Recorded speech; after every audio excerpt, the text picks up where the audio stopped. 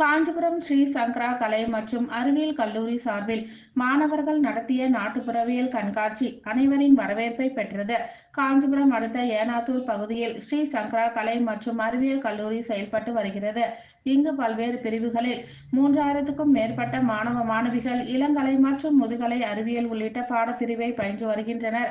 அவ்வகையில் தமிழ் இலக்கியம் பயிலும் 3ஆம் ஆண்டு மாணவர்கள் தங்கள் நாட்டுப்புறவியல் பாடத்திட்டத்தின் கீழ் செயல்வழி தேர்வுக்கான பணியாக நாட்டுப்புறவியல் கண்காட்சியினை கல்லூரி வளாகத்தில் தமிழ்துறை தலைவர் ராதாகிருஷ்ணன் முன்னிலையில் நடத்தினர். இந்த கண்காட்சியில் நாட்டுப்புற தெய்வங்கள், வழிபாட்டு முறைகள், நம்பிக்கைகள், பழக்க வழக்கங்கள், பாரம்பரிய உணவுகள், பழம்பெரும் விளையாட்டு பொருட்கள், இசைக்கருவிகள், சிற்பக்கலை, பாரம்பரிய வீட்டு விளையாட்டு உள்ளிட்டவைகளை மாணவர்களுக்கு நினைவுபடுத்தும் வகையில் இந்த கண்காட்சி காட்சிப்படுத்தி அமைந்துள்ளது.